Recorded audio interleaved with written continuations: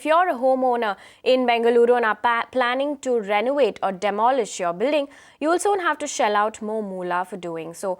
Homeowners now are required to notify the BBMP or Bruhat Bengaluru Mahanagara and seek permission before you go ahead with construction as part of its proposed construction and demolition debris policy. Now, how is this going to impact you as a homeowner? Aishwarya Palwal joins us with more details. Aishwarya, tell us, before we get to the homeowner here, tell us what guidelines has BBMP come up with? That's right, homeowners in Bengaluru will now have to shell out extra moolah if they want to renovate or demolish their homes. According to the new construction and debris policy, each homeowner will have to give an estimation to BBMP regarding the kind of debris that would be generated if they either renovate or demolish their homes. On the basis of this estimate, BBMP would now charge them a fee. This fee, of course, depends on a lot of factors like the distance, the weight and the material of the debris. Sources at BBMP also tell us that these debris would be disposed of in eight unused quarries, and all these quarries are away from the city. Sources at BBMP also tell us that they have already met CRIDAI and other builder associations to put this policy into effect, and they say that this policy would be made into effect in the next 15 to 20 days. All right, Aishwarya, also give us some perspective on how this move is going to impact the homeowner. Right, Amita. On one hand, it's a very positive move, as homeowners will now be able to get rid of all the debris that is being generated. This was not done before. Also, the city of Bengaluru right now is facing a garbage crisis. So if all this is done, it will lead to waste segregation and cleaner neighborhoods. So this would surely be a very welcome change for the city of Bengaluru. A welcome change indeed. Thank you so much for those details, Aishwarya. Now, on that note, we're joined in by Anu Govind, who is a member of Whitefield Rising. Thank you so much for joining us here on Magic Bricks. Now, Anu, first question to you. Aishwarya was just explaining the guidelines as the civic body has set out there. Tell us, do you think it is a good move, especially as a resident of Whitefield? Now, Whitefield accounts to the maximum amount of construction work in Bengaluru. What do you think? Is it a good move?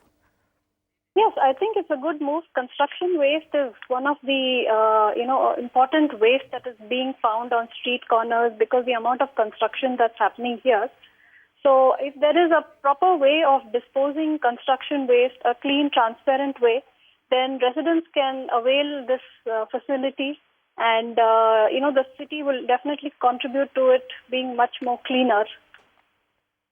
All right. Now, removing debris is one thing, but the bigger problem here really is dumping this waste, isn't it?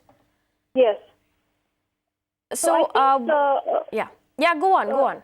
Yeah. So I think what should happen is I'm told that a lot of this construction waste can also be reused to make things like paver blocks and sand and things like that. So maybe they should actually have a kind of a unit where the amount of material that can be retrieved and recycled should be done, and whatever cannot be done can be further sent away to a quarry, things like that, which cannot be used. So we should try and make some things with it, and the rest can be sent to quarries after that, what cannot be really used. All right. We also spoke to BBMP about the kind of fee that they would be charging. They haven't given us a perspective on that. But do you think citizens would, favor this move, considering that they have to pay some amount of fee here as well? I think if the process is very transparent in terms of how the fee is charged, and it is all very clearly documented, and the contractors who will do the pickup are all properly checked and sure that they will do it the right way, I think citizens will be willing to pay for it, because anyway we have an issue of disposing of the material, and now as more and more citizens become aware and conscious of it, they will be willing to pay for that, provided it's done in a transparent and a standard system of payment, as well as the contractors dispose it off in the right way and properly they do it. Okay, Anu, also, what do you think are the challenges with these guidelines? If you could just give us a checklist of what the civic body has to do here on, it would be really helpful.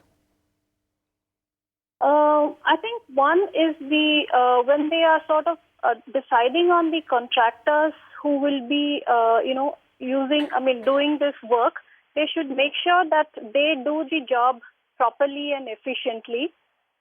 Secondly, the entire process should be documented and publicized well, let's say on their website, where clear guidelines are given for what it is, where the query is going, what is the kind of cost that needs to be paid and things like that.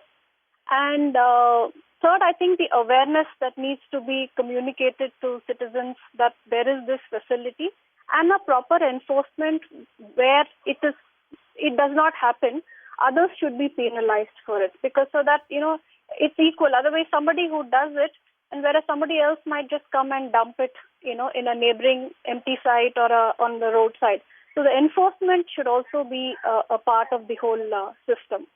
All right, Ranu, thank you so much for joining us here on Magic Bricks. Now,